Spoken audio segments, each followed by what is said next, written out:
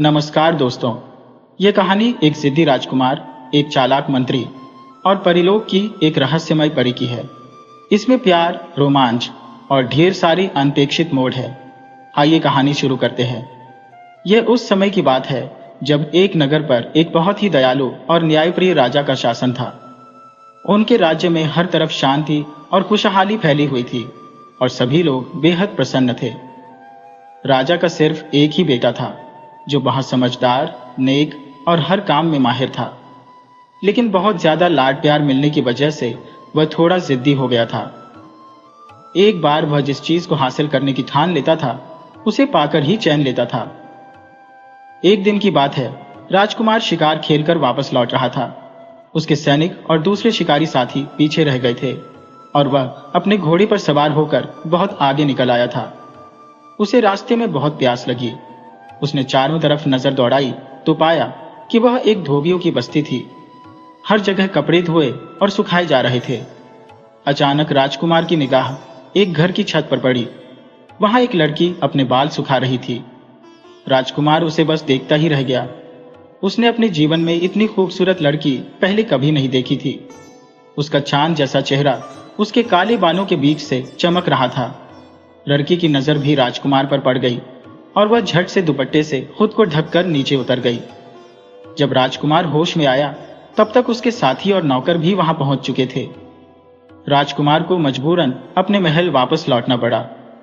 महल आने के बाद भी राजकुमार की आंखों के सामने से वह सुंदर चेहरा हट नहीं रहा था।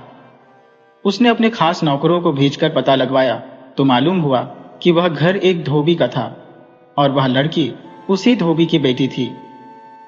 राजकुमार जिद और गुस्से में बिस्तर पर आ पड़ा।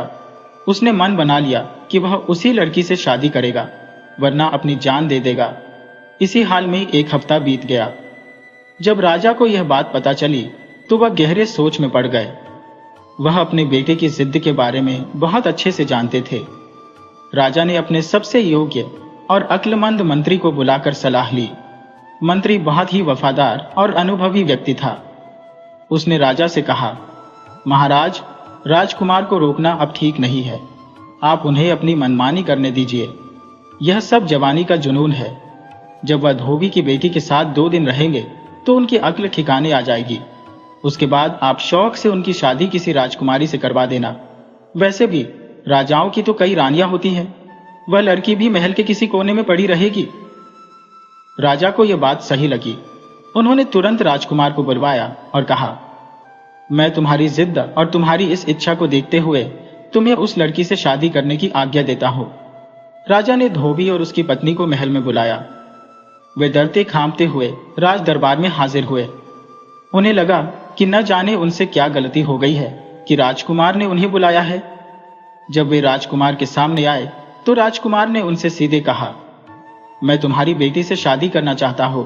तुम लोग तुरंत तैयारी करो। राजकुमार ने सोचा था कि धोबी और धोबिन यह सुनकर खुशी से फूले नहीं समाएंगे और उनके पैरों पर गिर पड़ेंगे कि उन्हें इतना बड़ा सम्मान दिया गया है। पर ऐसा कुछ नहीं हुआ। इसके बजाय वे दोनों सोच में पड़ गए। फिर उन्होंने जवाब दिया, राजकुमार, यह तो हमारी खुशनसीबी है कि आपने ऐसा इरादा किया, लेकिन हम अपनी बेटी से पूछकर आपको जवाब देंगे। यह सुनकर राजकुमार को बहुत क्रोध आया। एक तो वह इतने बड़े राजा का बेटा होकर एक गरीब की बेटी से शादी करने को तैयार है और यह उसके राज्य का मामूली सा धोबी होकर कहता है कि बेटी से पूछकर बताएगा। पर मामला दिल का था। उसे उस लड़की से प्यार हो गया था, इसलिए उसने धोबी की बात को बर्दाश्त कर लिया। उसने धोबी से साफ कह दिया, मुझे इनकार सुनने की आदत नहीं है। अगर तुमने इनकार किया तो मैं तुम्हें तुम्हारे पूरे खानदान के साथ कारागार में डलवा दूंगा। वे दोनों पति पत्नी बेचारे जैसे तैसे डरते कांपते हुए अपने घर वापस आ गए। घर पहुंचकर उन्होंने अपनी बेटी से कहा, राजकुमार तुमसे शादी करना चाहते हैं। अगर तुमने मना कर दिया तो हम सब जान से हाथ धो बैठेंगे।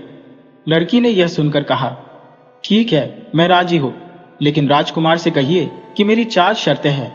वह खुद यहां आकर उन्हें सुन ले। अगले दिन धोबी फिर से राजकुमार के महल में गया और लड़की का संदेश उन तक पहुंचा दिया। धोबी के दिल में डर था कि कहीं राजकुमार गुस्से में आकर उसका सिर धड़ से अलग न कर दे। एक धोबी की बेटी और इतनी हिम्मत कि राजकुमार के सामने शर्तें रखे। राजकुमार को पहले तो यह सुनकर बहुत गुस्सा आया। उसका मन किया कि धोबी का सिर काट दे, लेकिन फिर उसे अपना प्रेम याद आ गया। साथ ही उसके दिल में यह जिज्ञासा भी हुई कि देखें धोबी की लड़की क्या क्या अजीब शर्तें रखती है। राजकुमार उसी समय धोबी के साथ उसके घर जा पहुंचा। वह 2 कमरों का मकान था। नीचे धोबी और उसकी पत्नी रहते थे और ऊपर के कमरे में लड़की रहती थी। राजकुमार जब वहां पहुंचा तो लड़की नीचे के कमरे में ही थी। उसने अपने आगे एक पर्दा डाल रखा था और वह पर्दे के पीछे बैठी हुई थी। उसने राजकुमार से कहा, मेरी 4 शर्तें हैं। अगर आपको वे मंजूर है तो मैं आपसे शादी करने को तैयार हूं। पहली शर्त यह है कि मैं आपके महल में रात नहीं बिताऊंगी। सुबह जाऊंगी और शाम को वापस अपने घर आ जाया करूंगी। राजकुमार ने सोचा, यह कैसी अजीब शर्त है, पर फिर उसे ख्याल आया, यह सब कहने की बातें हैं। एक बार शादी हो गई तो महल को छोड़कर वापस झोपड़ी में कौन आता है। राजकुमार बोला, मुझे मंजूर है, तुम अपनी दूसरी शर्त बताओ। लड़की ने कहा, दूसरी शर्त यह है कि आप मुझे छूने या बात करने की कोशिश नहीं करेंगे। ये सुनकर तो राजकुमार को हंसी आ गई।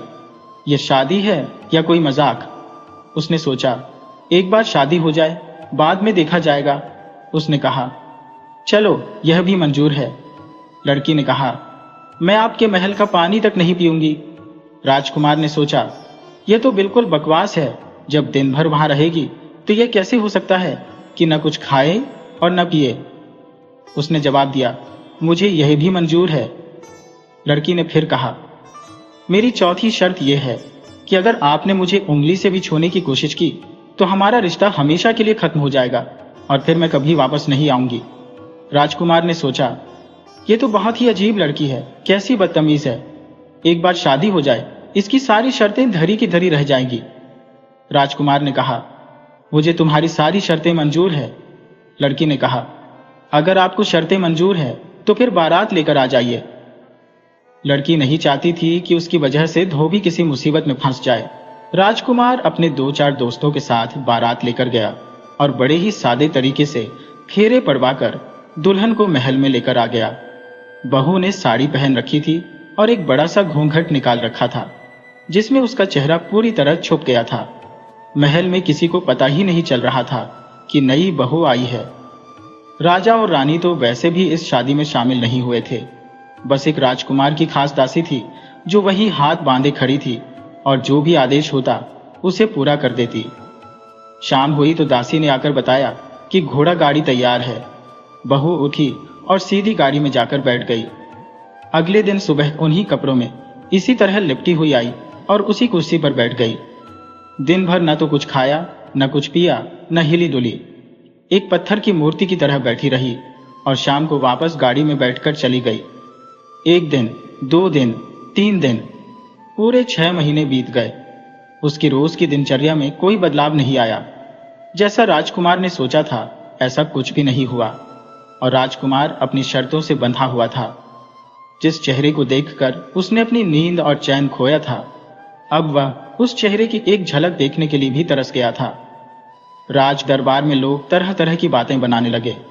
राजा, रानी सब परेशान हो गए। एक दिन राजकुमार ने धोबी को बुलवाया और कहा, तुम अपनी बेटी को कुछ समझाते क्यों नहीं? वह अब इस राजमहल की राजकुमारी बन चुकी है, उसे महल में रहना चाहिए। इस तरह से रोज रात को चले जाना अच्छा तो नहीं लगता। लोग बातें बनाते हैं। धोबी हाथ जोड़कर बोला, राजकुमार की जय हो। सच बात तो यह है कि वह हमारी बेटी है ही नहीं। वह एक दिन हमारे घर पर आई थी और बोली कि इस दुनिया में मेरा कोई नहीं है, मुझे अपनी बेटी बनाकर अपने घर में रख लो। हमारी कोई औलाद नहीं थी। मेरी पत्नी को उसकी भोली सूरत अच्छी लगी और हमने उसे अपने घर में रख लिया। उसने हमसे कभी कोई वास्ता नहीं रखा। वह क्या खाती है, क्या पीती है, क्या करती है, हम कुछ नहीं जानते। कभी कभी मेरी पत्नी के पास आकर बैठ जाती है और उसे माँ कहती है। वह बेचारी इसी में खुश रहती है। उसने हमें कसम दे रखी थी, इसलिए हम चुप रह गए। जैसा उसने कहा हमने वैसा ही किया। राजकुमार, उस पर हमारा कोई जोर नहीं है, आप हमारी जान बख्श दें। इतना कहकर धोबी वहां से चला गया। अब राजकुमार एक अजीब सी सोच में पड़ गया। क्या करूं, क्या न करूं? उसका मन हर तरफ से उचट चुका था। आखिरकार एक दिन वह बिना किसी को बताए महल से निकल पड़ा। उसने बस अपनी विश्वासपात्र दासी को बताया कि वह जा रहा है। पता नहीं कहाँ और पता नहीं कब वापस आऊंगा। अगर मेरे पिताजी या कोई दूसरा मेरे बारे में पूछे तो कह देना कि मैं यात्रा पर गया हूं। दासी का दिल राजकुमार की हालत देखकर बहुत दुखी था। उसने भी सोचा, चलो अच्छा है, कुछ दिनों के लिए राजकुमार को इस झंझट से मुक्ति मिल जाएगी। राजकुमार का दिल इस दुनिया से उचट चुका था। वह हिमालय पर्वत की तरफ निकल गया। महीनों तक इधर उधर भटकता रहा। एक रात को वह बर्फ से ढकी हुई एक पहाड़ी पर पहुंचा। रात गुजारने के लिए वह कोई गुफा तलाश रहा था कि अचानक उसे एक गुफा में कुछ रोशनी दिखाई दी। डरते डरते वह गुफा के अंदर गया तो देखा कि वहां एक बूढ़ा सन्यासी अपने ध्यान में बैठा हुआ था। उसकी आंखें बंद थी, दाढ़ी और सिर के बाल बहुत बड़े हुए थे। उस सन्यासी को देखकर राजकुमार के दिल को बड़ा सुकून मिला। वह वहीं पर उनके कदमों के पास बैठ गया, लेकिन सन्यासी ने आंखें नहीं खोली। उन्होंने समाधि लगा रखी थी। उन्हें कुछ भी खबर नहीं थी। वह तो पूरी तरह से ईश्वर के ध्यान में डूबे हुए थे। अब राजकुमार वहीं पर रहने लगा। रोज सुबह वह झरने से पानी लाता, गुफा की सफाई करता, नीचे घाटी में जाकर फल फूल लेकर आता, उन्हीं से अपना पेट भर लेता।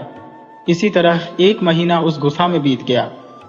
ठीक 1 महीने के बाद सन्यासी महाराज ने आंखें खोली तो राजकुमार को अपने सामने बैठा हुआ पाया। राजकुमार ने उन्हें पानी पिलाया, जंगली फल फूल खिलाए, उनके हाथ पांव दबाए। सन्यासी महाराज बोले, बच्चा तू राजकुमार है, इस योगी की कुटिया में तेरा क्या काम? ये सुनकर राजकुमार बोला, महाराज आप जानते हैं कि मैं राजा का बेटा हूँ, तो फिर यह भी जानते होंगे कि मैं क्यों मारा मारा फिर रहा हूँ। मेरे माता पिता मेरे लिए परेशान हो गए हैं, परंतु मेरा वापस जाने का मन नहीं करता। योगी ने कहा, योगियों से कुछ भी छुपा नहीं है। तूने बड़ी गलती कर दी जो उस लड़की से शादी कर ली, परंतु तूने मेरी इतने दिनों तक सेवा की है तो मैं तुझे खाली हाथ तो नहीं भेजूंगा। ले, ये भस्म तू अपने साथ ले जा। इसको अपने माथे पर लगाते ही तू सबको देख सकेगा, लेकिन कोई तुझे नहीं देख पाएगा। जा, अब तू घर जा और इसे अपने माथे पर लगाकर उस लड़की के साथ ही चले जाना। तुझे अपने आप पता चल जाएगा कि वह कौन है और उसकी क्या मजबूरी है। मेरा आशीर्वाद तेरे साथ है, तेरे मन की मुराद अवश्य पूरी होगी। राजकुमार ने सन्यासी की दी हुई भस्म को अपने पास संभाल कर रख लिया और उन्हें प्रणाम करके उनका आशीर्वाद लेकर वापस चल दिया। कई दिनों का सफर तय करने के बाद जब वह वापस महल में पहुंचा तो उसकी हालत काफी खराब हो चुकी थी। कपड़े जगह जगह से फट चुके थे, पांव में छाले पड़ चुके थे और राजकुमार बहुत ही दुबला पतला हो गया था। कमरे में धोबी की लड़की उसी तरह से उसी कुर्सी पर बैठी हुई थी। दासी राजकुमार को देखकर बहुत खुश हुई, कहने लगी, राजकुमार आप कहाँ चले गए थे और यह आपने अपना क्या हाल बना रखा है? राजा और रानी भी लगातार आपके बारे में ही पूछते रहते हैं। मैं तो यही कह देती थी कि आप यात्रा पर गए हैं और बिल्कुल ठीक है। आज राजकुमार बहुत ही खुश था। उसने गर्म पानी से स्नान किया, बाल कटवाए और पेट भर के खाना खाया।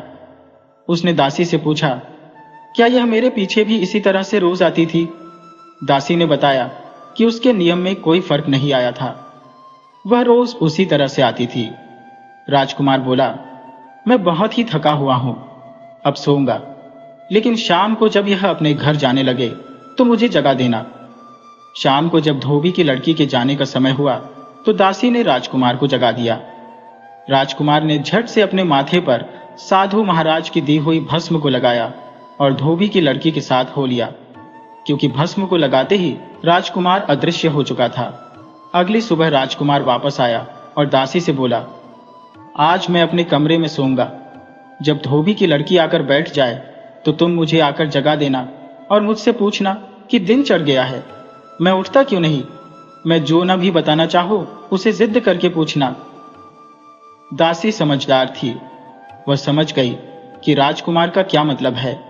जब धोबी की लड़की आकर अपनी कुर्सी पर बैठ गई तो दासी ने जाकर राजकुमार को जगाना शुरू किया। राजकुमार पहले तो जागा नहीं और जब जागा तो दासी को डांटने लगा, क्या मुसीबत आ गई है, मुझे क्यों जगा दिया? मैं इतना अच्छा सपना देख रहा था, मेरा सपना तोड़ दिया तुमने। दासी खुशामद करते हुए कहने लगी, राजकुमार बताइए तो सही, आपने क्या सपना देखा? पहले तो राजकुमार उसे टालता रहा और फिर बोला, अच्छा अब तू इतनी जिद कर रही है तो मैं तुझे बता देता हूं। मैंने सपने में देखा कि कल रात जब वह धोबी की लड़की उठकर यहां से गई तो मैं भी इसके साथ साथ चला गया। जब यह घोड़ा गाड़ी में बैठी तो मैं भी इसके साथ बैठ गया। दासी ने पूछा, अच्छा तो फिर आगे क्या हुआ? राजकुमार बोला, फिर क्या हुआ, मैं जोर जोर से घोड़ा गाड़ी में हिल रहा था और ये लड़की गाड़ीवान को डांट रही थी कि आज ये गाड़ी कैसी चल रही है। बेचारा गाड़ीवान बोला, राजकुमारी जी मैं तो रोज ऐसे ही चलाता हूं। जैसे तैसे धोबी का घर आया। ये धोबी की लड़की धोबी धोबिन के पास तो नहीं गई, सीधी ऊपर चढ़ गई। मैं इसके साथ इसके कमरे में आ गया। क्या सजा हुआ कमरा था, लगता ही नहीं था कि किसी धोबी का घर है। सोने चांदी के कालीन, सोने चांदी की कुर्सी, राजमहल से भी ज्यादा खूबसूरती से वह कमरा सजा हुआ था। मैं भी कुर्सी पर बैठ गया। तभी राजकुमार की दासी ने पूछा, आप इनके कमरे में वहां पर बैठकर आपने कैसी बातें की? राजकुमार बोला, अरे सच में थोड़ी ना, यह तो सब कुछ सपना था। दासी फिर से पूछने लगी, अच्छा बताइए फिर क्या हुआ आपके सपने में? राजकुमार बोला, होना क्या था, इस धोबी की लड़की ने यह जो साड़ी साल भर से पहनकर रखी है इसे ऐसे उतार फेंका जैसे किसी भिखारी की साड़ी हो, और फिर अपनी नौकरानी को देने लगी। और फिर यह स्नान करने चली गई। स्नान करने के बाद इसने अपनी दासी को फिर से बुलाया और कहा कि मुझे बहुत भूख लगी है, वहां पर सारा दिन भूखा प्यासा बैठना पड़ता है, जल्दी से खाना लेकर आओ। इसकी नौकरानी छत पर गई और आसमान की तरफ हाथ करके खड़ी हो गई। आसमान से एक थाली उतरी जिसमें सोने चांदी के बर्तनों में दुनिया के सबसे मजेदार पकवान रखे हुए थे। नौकरानी ने अपने लिए थोड़ा सा खाना निकाल लिया और बाकी की थाली इसके सामने रख दी। मैंने सोचा, लाओ आज मैं भी इसके साथ खाना खाकर देख लूं। कितने दिनों से जंगल में घूमते घूमते अच्छा खाना नहीं मिला था। ऐसा मजेदार खाना था कि क्या बताऊं। एक निवाला यह खाती और 4 निवाले मैं खा जाता। इसका पेट भी नहीं भरा और खाना खत्म हो गया। इसने नौकरानी को डांट लगाई कि दासी क्या बात है, आज तुम ये क्या कर रही हो, मेरे लिए इतना कम खाना, मैं तो भूखी रह गई। नौकरानी बेचारी हैरान थी, बोली, राजकुमारी मैंने तो आपके लिए उतना ही खाना निकाला था जितना रोज निकालती हूं। लीजिए आप मेरे हिस्से का खाना भी खा लीजिए। और इस तरह से यह बेचारी भूखी ही रह गई, लेकिन मन ही मन यह हैरान थी कि यह सारा क्या मामला है। और फिर आसमान से इसके लिए कपड़े आए। इसने कपड़े बदले। नौकरानी ने इसका श्रृंगार किया।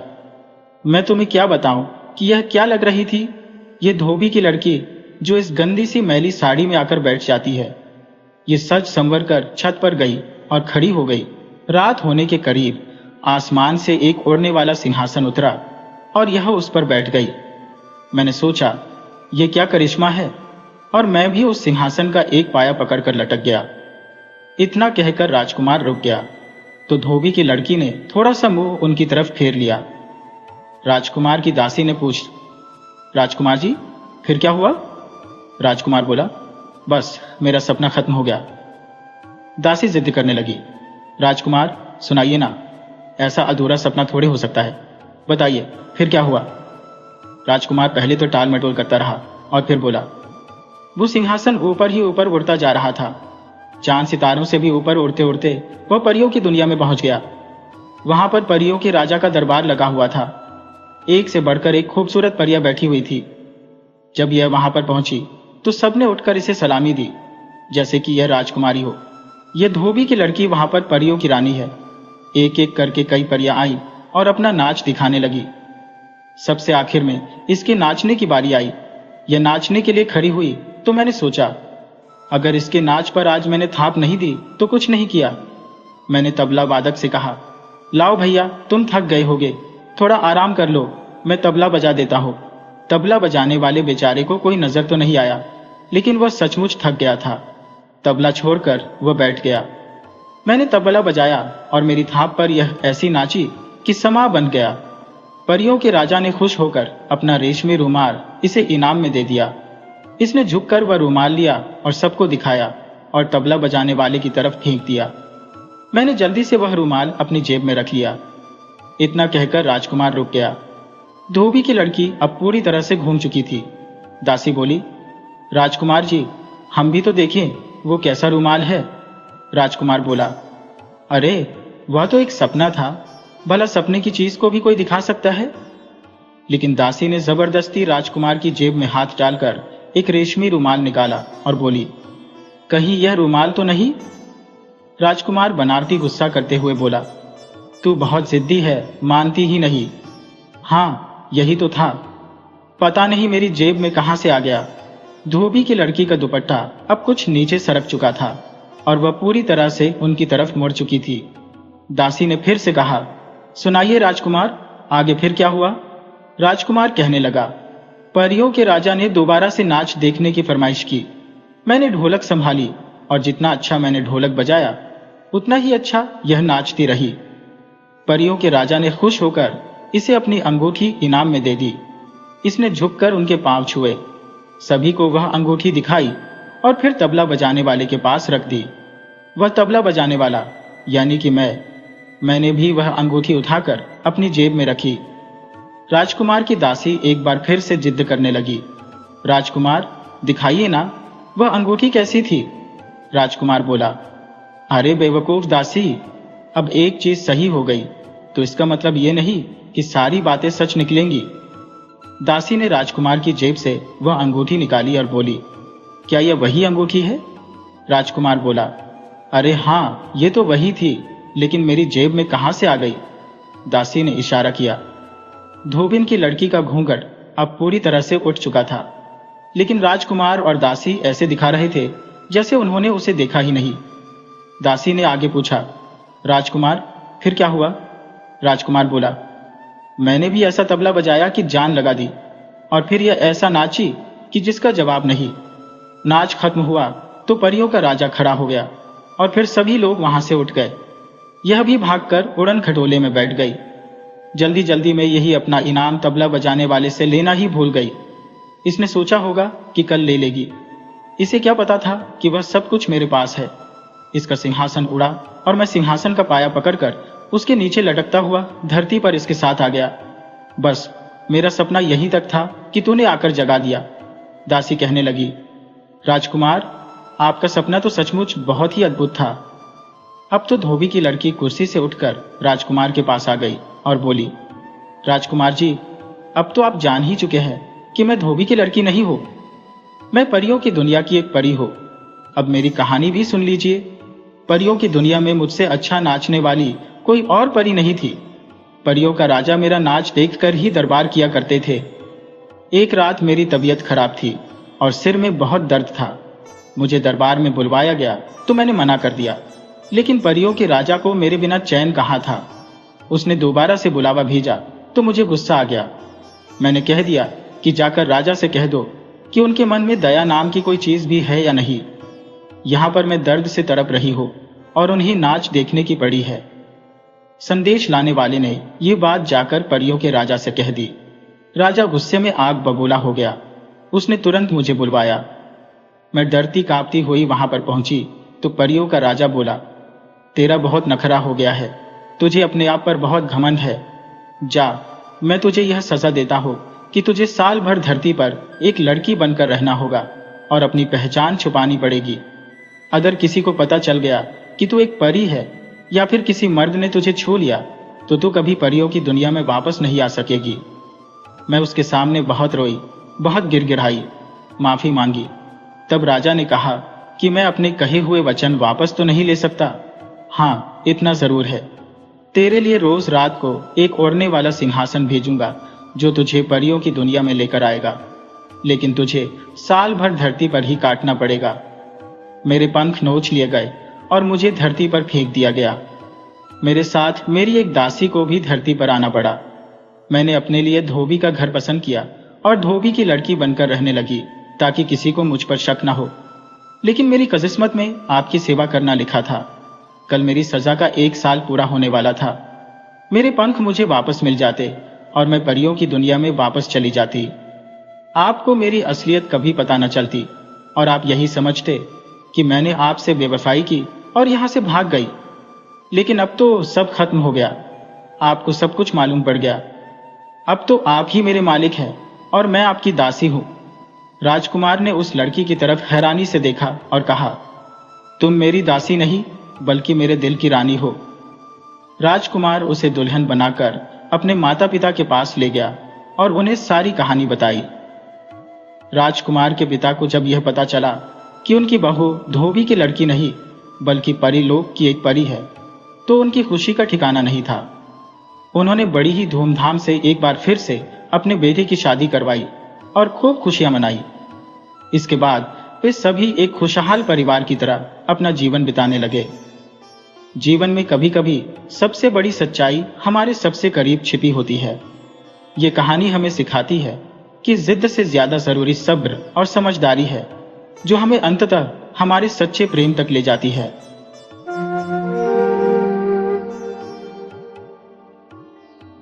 नमस्कार मेरे प्यारे दोस्तों, ये कहानी है अहंकार के अंधकार और आत्मज्ञान के प्रकाश की। ये एक ऐसे राजा की कथा है जिन्होंने अपनी ही सर्वज्ञता के जाल में खुद को कैद कर लिया था, और फिर कैसे एक साधारण मूर्तिकार और उसकी बहन ने उन्हें जीवन का सबसे बड़ा पाठ पढ़ाया। इसमें ऐसे मोड़ आएंगे कि आपका दिल थमा रह जाएगा और अंत तक रोमांच बना रहेगा। बिना देर किए आइए कहानी शुरू करते हैं। सदियों पुरानी बात है। उस जमाने की बात है जब विंध्य की विशाल चोटियां मानो आकाश से बातें करती थी और क्षिप्रा नदी चांदी की एक रेखा सी बनकर खेतों को हरियाली से सींचती थी। उस खूबसूरत भूभाग पर एक बहुत ही समृद्ध राज्य था जिसका नाम था विश्रांतिका। ये राज्य अपने धन दौलत और कला के लिए तो मशहूर था ही, पर उससे भी कहीं ज्यादा मशहूर था अपने शासक राजा विश्रांत देव के कारण।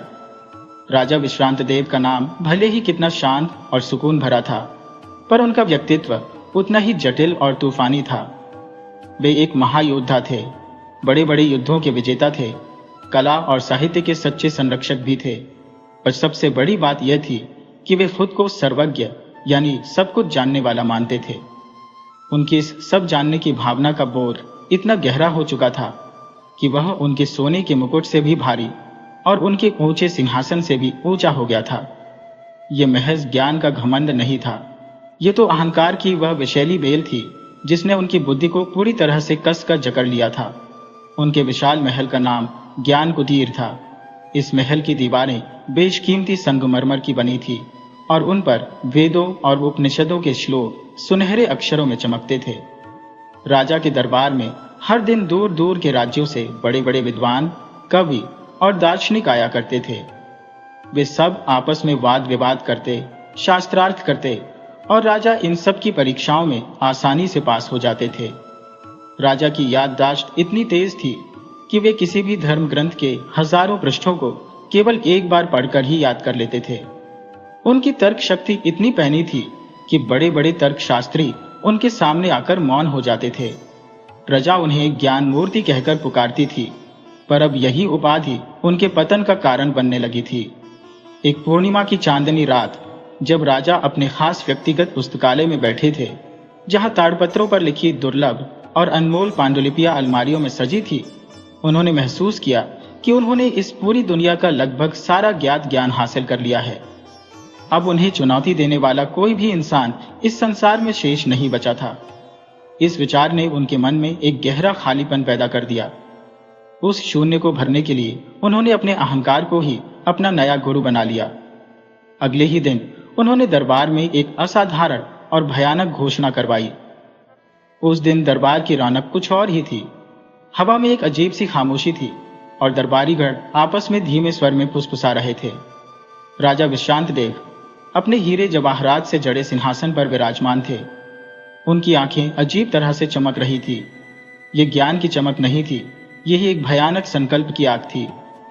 राजा ने अपनी घमंडी आवाज में ऐलान किया, हे मेरे दरबारीगण, मेरे राज्य के प्यारे नागरिकों, मैंने ज्ञान के सभी सागरों को तैरकर पार कर लिया है। अब मेरी बुद्धिमानी को कोई नहीं नकार सकता, इसलिए आज मैं एक खुली चुनौती रखता हूं। उन्होंने एक पल के लिए रुककर पूरे दरबार पर एक तीखी नजर डाली। जो कोई भी मेरे दरबार में आएगा और यह साबित कर देगा कि वह मुझसे ज्यादा समझदार या ज्ञानी है, उसे मैं अपना आधा राज्य अपना शाही मुकुट और अपनी आधी धन संपत्ति खुशी से दे दूंगा। पूरे दरबार में एक बार फिर सन्नाटा छा गया। यह वाकई बहुत बड़ा इनाम था, पर राजा की अगली बात ने इस चुनौती को एक घातक खेल बना दिया। लेकिन राजा की आवाज अब किसी तेज तलवार की धार जैसी तीखी हो गई थी। यदि वह व्यक्ति अपनी चुनौती में विफल होता है, यदि वह मेरे प्रश्नों का सही उत्तर नहीं दे पाता, यदि उसकी समझदारी मेरी समझ से कम निकली, तो उसका सिर उसके धड़ से अलग कर दिया जाएगा। जैसे ही यह भयानक आदेश सुना गया, दरबार में खलबली मच गई। बड़े बड़े विद्वानों के माथे पर डर के कारण पसीना आ गया। यह चुनौती केवल पद या सत्ता की नहीं थी, यह सीधे जीवन और मृत्यु की थी। राजा ने अपने अहंकार को बचाने के लिए मौत की दीवार खड़ी कर दी थी। कई ज्ञानी लोग जो शुरू में मुकुट का सपना देख रहे थे, वे अब अपनी जान की हिफाजत के लिए चुपचाप दरबार से भाग निकले। अगले कुछ दिनों में यह सर्वज्ञ राजा की घातक चुनौती राज्य के कोने कोने में आग की तरह फैल गई। विश्रांतिका के गांव, बाजार और मठ, हर जगह डर का माहौल था। लोग अब ज्ञान की बातें करने से भी डरने लगे थे, कहीं अनजाने में ही उनका ज्ञान राजा के अहंकार को चुनौती न दे दे। लेकिन इसी विशाल राज्य के एक सुदूर शांत गांव चित्रपुर में, जो अपनी कला और हस्तशिल्प के लिए जाना जाता था, इस घोषणा को एक युवा ने सुना। उसका नाम था अर्णव। अर्णव एक गरीब साधारण मूर्तिकार था। उसके हाथ मिट्टी, पत्थर और लकड़ी में मानो जीवन भरते थे। उसके शरीर पर भले ही फटे पुराने कपड़े थे, पर उसकी आंखों में एक ऐसी शांति थी जो बड़े बड़े राजाओं को भी नसीब नहीं होती। वह गांव के चौक पर बैठा था, जहां एक बूढ़ा यात्री राजा की क्रूर चुनौती सुना रहा था। अर्णव ने सब कुछ सुना, पर वह जरा भी भयभीत नहीं हुआ। उसकी शांति के भीतर एक गहरा जलता हुआ संकल्प था। वह वर्षों पहले महल में शिल्पकार के सहायक के रूप में काम कर चुका था और उसने राजा के बढ़ते अहंकार को करीब से देखा था। राजा को बाहरी दुनिया का ज्ञान बहुत था, पर आत्मज्ञान शून्य था। अर्णव जानता था कि राजा को हराने के लिए ज्ञान की मोटी मोटी किताबें नहीं, बल्कि अनुभव और जीवन की सच्चाई चाहिए। उसे पता था कि सर्वज्ञ केवल वही हो सकता है जो पहले अपनी अज्ञानता को स्वीकार करे। उसने चौक की मिट्टी को उठाया, उसे अपने हाथों में मथा और एक गहरी सांस ली। उसका संकल्प अब पत्थर की तरह कठोर हो चुका था। राजा की यह चुनौती केवल सिंहासन के लिए नहीं थी, यह सच्ची बुद्धि और अहंकार की परछाई के बीच की एक भीषण लड़ाई थी। अर्णव ने मन ही मन चुनौती स्वीकार कर ली थी। अर्णव ने जब उस जानलेवा चुनौती को स्वीकार करने का मन बनाया, तो उसके सामने सबसे बड़ा सवाल यह था कि राजा के ज्ञान का सामना कैसे किया जाए। राजा विश्रांत देव ने पुस्तकों को रट लिया था, तर्कों में महारत हासिल कर ली थी। अर्णव जानता था कि यदि वह सामान्य शास्त्रार्थ में उलझ गया तो उसकी हार निश्चित है। उसे याद आया, वर्षों पहले जब वह महल में काम करता था, तब राजा ने एक बार उससे कहा था, मूर्तिकार, तुम्हारी छेनी और हथौड़ा केवल पत्थर पर वार करता है, पर मेरी बुद्धि सीधे सत्य पर वार करती है। उस समय अर्णव चुप रहा था, पर आज उस मूर्तिकार की छेनी को सत्य पर ही वार करना था। उसने निश्चय किया कि वह राजा को केवल 3 मूर्तियों के माध्यम से चुनौती देगा। ये मूर्तियां उसकी कला की सबसे बेहतरीन रचनाएं नहीं होंगी, ये जीवन के 3 दार्शनिक प्रश्न होंगे, जिनका उत्तर किसी भी पुस्तक में नहीं मिल सकता, केवल अनुभव में मिल सकता है। उसने अपने छोटे से मिट्टी और फूस के बने घर के एक कोने में अपनी कार्यशाला बनाई। कार्यशाला में बस एक छोटी सी खिड़की थी, जिससे सुबह की पहली किरणें अंदर आती थी। अर्णव ने उस पवित्र कोने में ध्यान लगाया। उसके मन में विचार पूरी तरह स्पष्ट हुए। राजा को ज्ञान का नहीं, जीवन की समझ का पाठ पढ़ाना है। उसने एक दुर्लभ और कठोर चंदन की लकड़ी ली, जिसे वह वर्षों से सहेज कर रखे हुए था। यह लकड़ी आसानी से कटती नहीं थी, जैसे अहंकार आसानी से टूटता नहीं। पहली मूर्ति बुद्धि की प्रतीक। उसने पहली मूर्ति बुद्धि को तराशना शुरू किया। यह एक शिशु की मूर्ति थी, जिसकी आंखें खुली हुई थी और वह ऊपर आसमान की ओर देख रहा था। मूर्ति का चेहरा शांत था, पर माथे पर एक छोटा सा घाव था, जो लगातार रिस रहा था। अर्णव ने इस मूर्ति को अज्ञान से जन्मी बुद्धि नाम दिया। इसका गहरा संदेश यह था कि सच्ची बुद्धि का जन्म तब होता है जब व्यक्ति यह स्वीकार करता है कि उसे कुछ नहीं पता, और यह घाव उस पहले अनुभव की टीस है जो हमें सिखाती है कि हम गलत थे और हमें अभी और सीखना है। राजा की बुद्धि अहंकार से उपजी थी, जबकि यह बुद्धि विनम्रता से जन्म लेती थी। दूसरी मूर्ति विनम्रता की प्रतीक। दूसरी मूर्ति एक वृद्ध झुके हुए किसान की थी। किसान के हाथ खुरदरे थे, पैरों में मिट्टी लगी थी और उसकी आंखें दूर क्षितिज पर टिकी हुई थी। यह मूर्ति विनम्रता का प्रतीक थी। अर्णव ने इसे झुका हुआ अनुभव नाम दिया। संदेश यह था कि सबसे महान व्यक्ति वह नहीं होता जो सबसे ज्यादा जानता है, बल्कि वह होता है जो अपनी महानता के बावजूद प्रकृति और अपने कर्म के प्रति झुका रहता है। राजा अपने सिंहासन पर सीधा बैठा रहता था, पर यह मूर्ति सिखाती थी कि सच्ची शक्ति झुकने में है, टूटने में नहीं। तीसरी मूर्ति सत्य की दृष्टि की प्रतीक। तीसरी और सबसे जटिल मूर्ति उसने एक आंख की बनाई। यह आंख बंद थी, पर उसके ऊपर एक छोटी सी लौ जल रही थी। यह मूर्ति सत्य की दृष्टि का प्रतीक थी। उसने इसे आंखों से परे की दृष्टि नाम दिया। संदेश यह था कि जो आंखों से दिखता है वह सत्य नहीं हो सकता। सच्चा सत्य देखने के लिए बाहरी आंखें नहीं, बल्कि आत्मा की दृष्टि चाहिए। राजा बाहरी दिखावे और ज्ञान को सत्य मानता था, जबकि मूर्तिकार का मानना था कि सत्य भीतर की रोशनी से ही पहचाना जा सकता है। अर्णव ने दिन रात एक कर दिया। उसके हाथों की उंगलियां लहूलुहान हो गई, पर उसका संकल्प टूटने वाला नहीं था।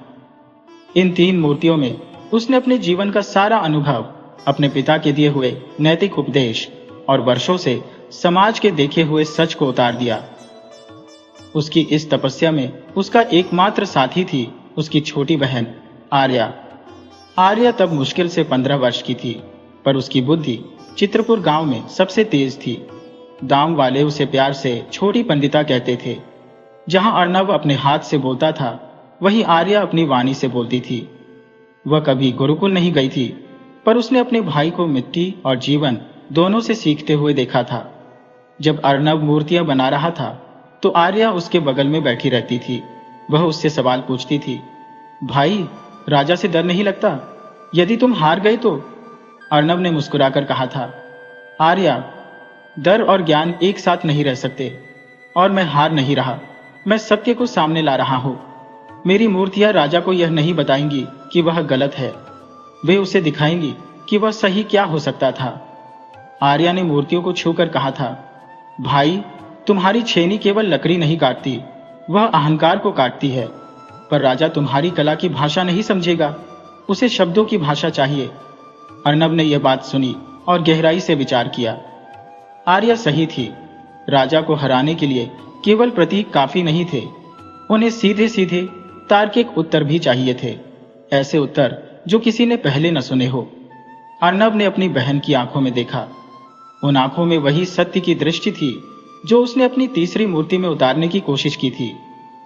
उसने आर्या का हाथ पकड़ा और कहा, आर्या, तुम मेरी गुणवानी बनोगी। तुम राजा के प्रश्नों को सुनोगी, और यदि मेरी कला विफल हो गई तो तुम्हारा ज्ञान उसे चुनौती देगा। क्या तुम तैयार हो? आर्या ने गर्व से सिर उठाया। उसने अपने भाई के संकल्प को अपना संकल्प मान लिया था, और इस प्रकार एक गरीब मूर्तिकार और उसकी तेज दिमाग बहन ने मिलकर एक ऐसे राजा के खिलाफ चुनौती स्वीकार की जिसने अपने अहंकार को ही अपना देवता बना लिया था। अर्णव ने अपनी कला को रथ बनाया और आर्या ने अपनी बुद्धि को सारथी। दोनों ने विश्रांतिका के राजमहल की ओर यात्रा शुरू की, जहां द्वार पर मृत्युदंड का साया मंडरा रहा था।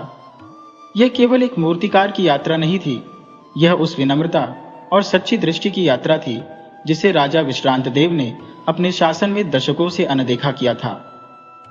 विश्रांतिका का राज दरबार उस दिन एक रंगमंच की तरह सजा था, पर दर्शक और अभिनेता दोनों ही भयभीत थे।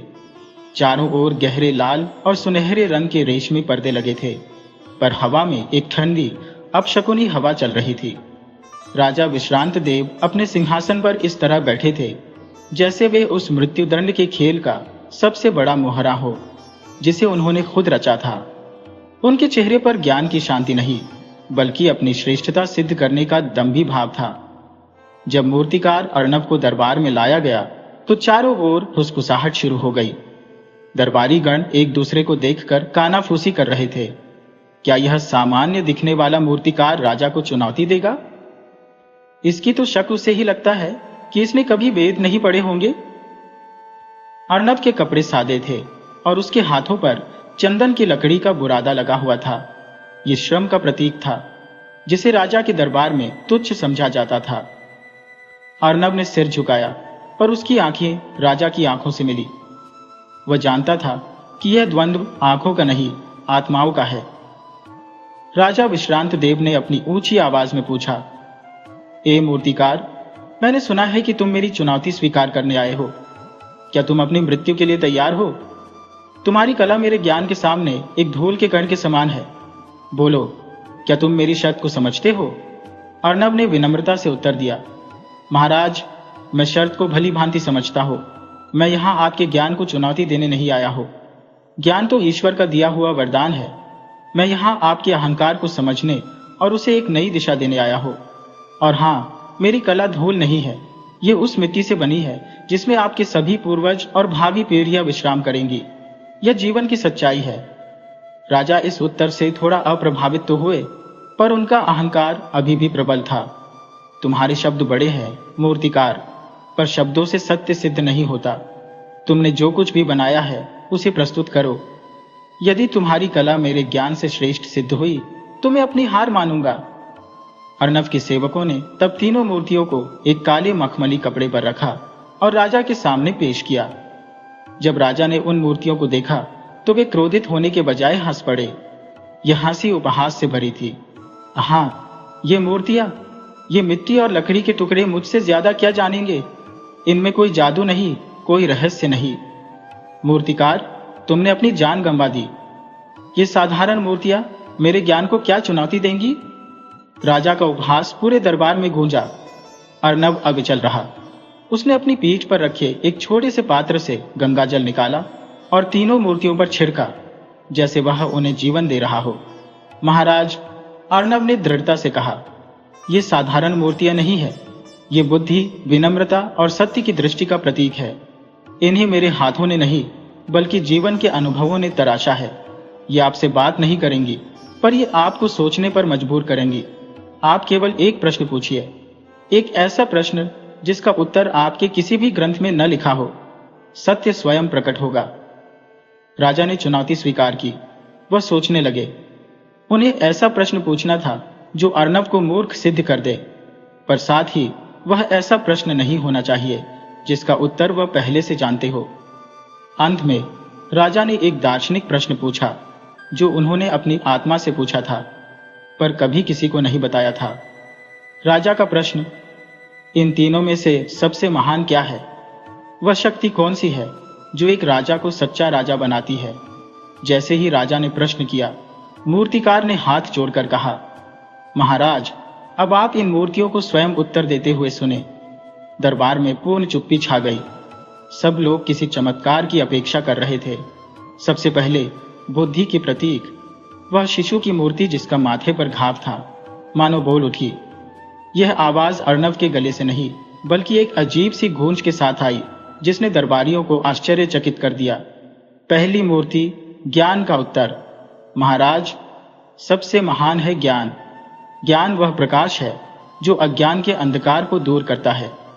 एक राजा तब तक राजा नहीं है जब तक वह अपनी प्रजा को अज्ञान के बंधनों से मुक्त न करे, क्योंकि एक ज्ञानी प्रजा कभी गुलाम नहीं हो सकती और एक ज्ञानी राजा कभी अत्याचारी नहीं हो सकता। राजा ने सुना और मुस्कुराए। यह उनकी अपनी सोच थी। यह तो सामान्य उत्तर है, उन्होंने सोचा।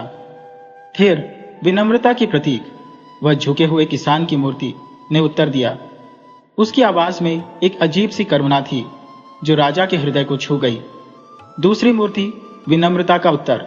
महाराज, सबसे महान है विनम्रता। ज्ञान तो तलवार है, पर विनम्रता उसकी म्यान है। यदि तलवार म्यान में ना हो तो वह अपने मालिक को ही काट डालती है।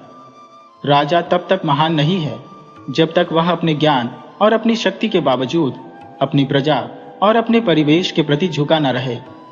जिस राजा में विनम्रता होती है, उसकी प्रजा उसे डर से नहीं, प्रेम से पूछती है। यह सुनकर राजा के चेहरे की मुस्कान फीकी पड़ गई। यह बात उनके अहंकार पर सीधा वार थी। वे जानते थे कि उनमें विनम्रता की कमी है। अंत में सत्य की दृष्टि की प्रतीक, वह बंद आंख जिसके ऊपर लौ जल रही थी, ने उत्तर दिया। यह आवाज केवल कानों तक नहीं पहुंची, यह आत्मा के भीतर तक गूंज गई। तीसरी मूर्ति, सत्य की दृष्टि का उत्तर। महाराज, सबसे महान है सत्य की दृष्टि। ज्ञान और विनम्रता तो मार्ग है, पर दृष्टि वह लक्ष्य है। राजा तब तक महान नहीं बन सकता जब तक वह यह न देखे कि वह जो देख रहा है वह सत्य है या केवल उसका भ्रम। उसे यह देखना होगा कि उसका ज्ञान कहीं अहंकार तो नहीं बन गया और उसकी विनम्रता कहीं नाटक तो नहीं बन गई। जो राजा स्वयं के भीतर के सत्य को नहीं पहचानता, वह बाहर के संसार में कभी भी न्याय नहीं कर सकता। राजा विश्रांत देव हतप्रभ रह गए। दरबार में एक पिन ड्रॉप साइलेंस था। ये उत्तर केवल दार्शनिक नहीं थे, ये राजा के जीवन पर सीधा प्रहार थे।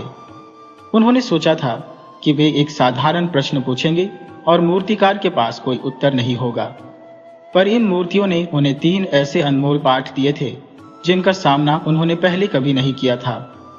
राजा का चेहरा लाल हो गया। यह क्रोध का नहीं, आत्मबोध का रंग था।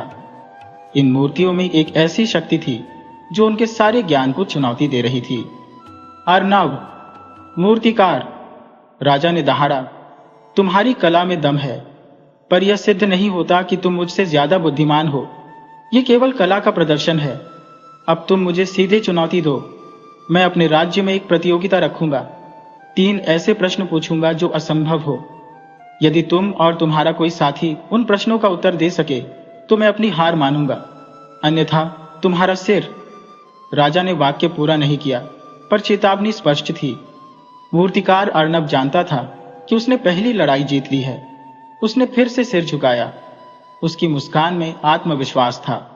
वह जानता था कि अब असली परीक्षा शुरू होगी, जिसके लिए उसकी बहन आर्या तैयार थी। राजा विश्रांत देव ने अपनी प्रतिज्ञा के अनुसार मूर्तिकार की बुद्धि की अंतिम परीक्षा लेने का निश्चय किया। यह परीक्षा अब केवल अर्नव की नहीं, बल्कि राजा के अहंकार की भी अंतिम परीक्षा थी। राजा को अपनी सर्वज्ञता सिद्ध करनी थी, जिसके लिए उन्होंने ऐसे प्रश्न चुनने का निश्चय किया जिनका उत्तर न केवल राज्य के सबसे महान विद्वानों बल्कि इतिहास के पन्नों पर भी न लिखा हो। अगले दिन ढोल नगाड़ों के साथ पूरे राज्य में घोषणा की गई। दरबार के मुख्य द्वार पर एक विशाल संगमरमर के शिलापट्ट पर राजा ने अपने हाथों से 3 पहेलियां खुदवाई। यह प्रतियोगिता केवल अर्नव के लिए नहीं थी, बल्कि पूरे राज्य के लिए खुली थी, पर शर्त वही थी, असफलता का अर्थ मृत्युदंड। भय के कारण कोई भी विद्वान आगे आने को तैयार नहीं था। सब जानते थे कि राजा का असली निशाना मूर्तिकार अर्नव है। संध्या होते होते मूर्तिकार अर्नव राजमहल के बाहर बने प्रतियोगिता स्थल पर पहुंच गया। उसने एक लंबी सांस ली और शिलापट्ट पर खुद ही उन 3 असंभव पहेलियों को पढ़ना शुरू किया। पहली पहेली, वह कौन सा भार है जिसे राजा उठाता है पर उसे उठाने वाला कभी थकता नहीं और वह भार बढ़ता जाता है? वह न तो स्वर्ण है न राज्य का कर, फिर भी उसका मूल्य सबसे अधिक है। दूसरी पहेली, सूर्य का रथ कितने घोड़े खींचते हैं यह तो सब जानते हैं, पर वह कौन सा अदृश्य घोड़ा है जो रथ से बंधा नहीं है, फिर भी सबसे तेज दौड़ता है और जो हमेशा वर्तमान में रहता है। तीसरी पहेली, सागर की गहराई और आकाश की ऊंचाई का माप तो लिया जा सकता है, पर वह कौन सी चीज है जिसका माप शून्य है, फिर भी वह पूरे ब्रह्मांड को समाहित कर सकती है और जिसके बिना सत्य की कल्पना भी नहीं की जा सकती। अर्नब ने पहेलियों को पढ़ा और उसकी आंखों में चमक आ गई। वह जानता था कि ये प्रश्न ज्ञान से नहीं, गहरी मानवीय समझ से पूछे गए थे। राजा ने अपनी सबसे बड़ी कमजोरियां, शासन का बोझ, समय की पकड़ और आत्मज्ञान की कमी को ही प्रश्नों के रूप में सामने रख दिया था। रात गहराने लगी थी। पूरे राज्य में चर्चा थी, पर कोई भी इन पहेलियों का उत्तर नहीं दे पा रहा था। बड़े बड़े तर्कशास्त्री आपस में उलझ गए, ज्योतिषियों ने अपनी पोथियां खोल ली और कवियों ने कल्पना के घोड़े दौड़ा दिए। अर्नब उस रात गांव लौट आया। उसने अपनी बहन आर्या को अपने पास बुलाया और तीनों पहेलियां उसे सुनाई। आर्या ने पहेलियों को बड़े ध्यान से सुना। उसकी आंखों में वही सत्य की दृष्टि थी जो उसके भाई ने अपनी मूर्ति में डाली थी। भाई, आर्या ने कुछ देर सोचने के बाद कहा। ये प्रश्न राजा के ज्ञान को नहीं, उनके हृदय को चुनौती दे रहे हैं। अर्नब ने सिर हिलाया। हाँ आर्या, राजा ने ज्ञान को अहंकार बना लिया है और अब वह केवल अपने आप को सिद्ध करना चाहता है। हमें उसे यह सिद्ध करना होगा कि सच्ची बुद्धि जीवन के अनुभव से आती है, पुस्तकों से नहीं। आर्या चुपचाप बैठी रही। उसके दिमाग में विचारों का तूफान चल रहा था। पहली पहेली राजा के कर्तव्य के बोझ पर थी, दूसरी समय की गति पर और तीसरी सत्य की अनंतता पर। वह जानती थी कि इन प्रश्नों का उत्तर सीधा नहीं हो सकता। वे राजा के अहंकार को भेदने के लिए काव्यात्मक और गहरा होना चाहिए। आर्या ने रात भर जागकर अपनी कुटिया की कमजोर सी मोमबत्ती की रोशनी में उत्तर लिखना शुरू किया। उसने उत्तरों को कविताओं के रूप में लिखा, ताकि वे केवल उत्तर न रहे बल्कि राजा के हृदय को छूने वाली वाणी बन जाए। सुबह होने से ठीक पहले उसने अपने भाई को 3 पत्र सौंपे। प्रत्येक पत्र में एक पहेली का उत्तर एक छोटी कविता के रूप में लिखा था। पहले प्रश्न का उत्तर। पहेली 1, राजा का भार। वह भार प्रजा का विश्वास है जिसे राजा उठाता है। वह भार जिसे उठाने वाला राजा कभी थकता नहीं, क्योंकि वह भार उसे शक्ति देता है। उसका मूल्य सबसे अधिक है, क्योंकि वह टूट जाए तो राज्य टूट जाता है। दूसरे प्रश्न का उत्तर। पहेली 2, अदृश्य घोड़ा। अदृश्य घोड़ा जो रथ से बंधा नहीं है, फिर भी सबसे तेज दौड़ता है, वह आज वर्तमान है। वह हमेशा वर्तमान में रहता है, क्योंकि अतीत चला गया और भविष्य अभी आया नहीं। जो राजा आज में जीता है, वही कल का निर्माण करता है। तीसरे प्रश्न का उत्तर। पहेली 3, शून्य का माप। वह चीज जिसका माप शून्य है पर पूरे ब्रह्मांड को समाहित कर सकती है, वह मानव मन, अंतरात्मा है। उसका माप शून्य है क्योंकि उसे पकड़ा नहीं जा सकता, पर वह ज्ञान, सागर और आकाश सबसे बड़ी है। सत्य की कल्पना उसके बिना नहीं की जा सकती, क्योंकि सत्य मन के भीतर ही उत्पन्न होता है। सुबह जब अर्नब राजमहल पहुंचा तो उसके चेहरे पर एक अजीब सी शांति थी। उसने देखा कि राज्य के सभी विद्वान और पंडित अभी भी अपने माथे पर हाथ रखे बैठे थे। कोई उत्तर नहीं मिला था। अर्नब ने राजा के प्रमुख सचिव को वे 3 पत्र सौंप दिए। सचिव ने राजा को बताया कि उत्तर आ गए हैं, पर वे एक अनाम पत्र में है। राजा ने पत्रों को खोलकर पढ़ा। जैसे ही उन्होंने आर्या की कविताओं को पढ़ा, उनका चेहरा बदल गया। उनकी आंखों में पहले आश्चर्य, फिर उलझन और अंत में एक गहरी आत्मचिंतन की रेखा उभर आई। ये उत्तर केवल तार्किक नहीं थे, ये दार्शनिक और नैतिक थे। ये उत्तर उनकी अपनी आत्मा से निकले प्रश्नों का उत्तर दे रहे थे। राजा ने दहाड़ लगाई। ये किसने भेजा? ये कौन मूर्तिकार है जो ऐसी गहन बातें जानता है? मैंने तो सोचा था कि ये केवल कला जानता है। मूर्तिकार अर्नब आगे बढ़ा।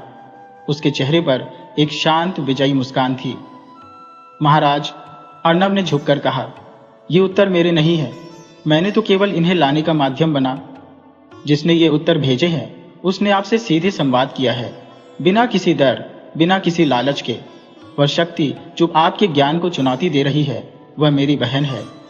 राजा ने भौहें चढ़ाई। तुम्हारी बहन? कौन है वह?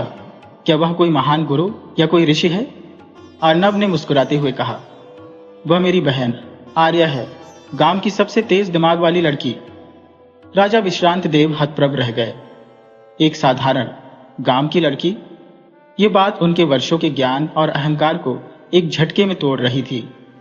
उनके मन में हलचल मच गई और आर्या नाम उनके भीतर एक पुरानी दबी हुई याद को जगा गया।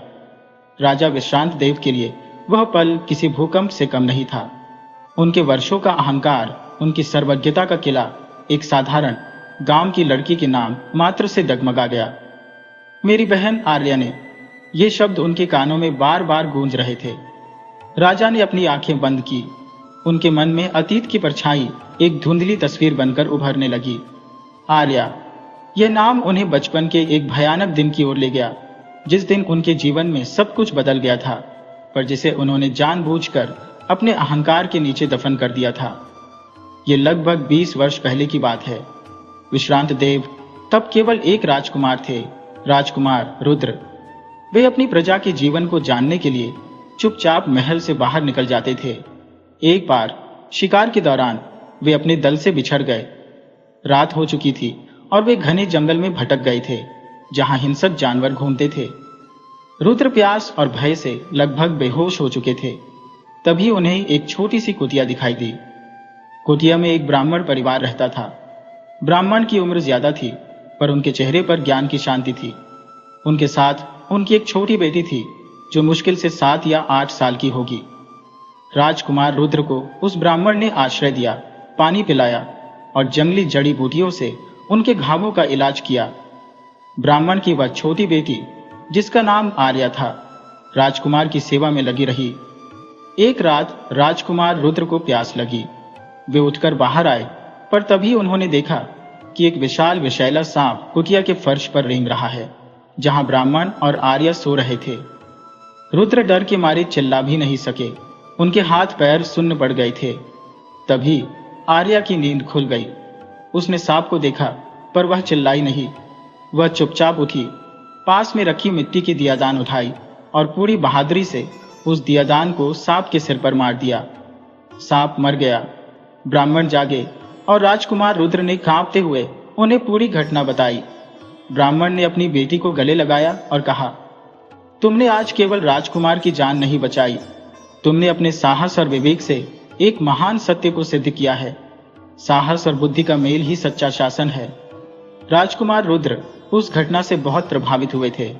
उन्होंने उस ब्राह्मण परिवार को वचन दिया था कि जब वे राजा बनेंगे तो उन्हें अपने दरबार में सबसे ऊंचा स्थान देंगे। लेकिन समय के साथ क्या हुआ? राजकुमार रुद्र राजा विश्रांत देव बन गए।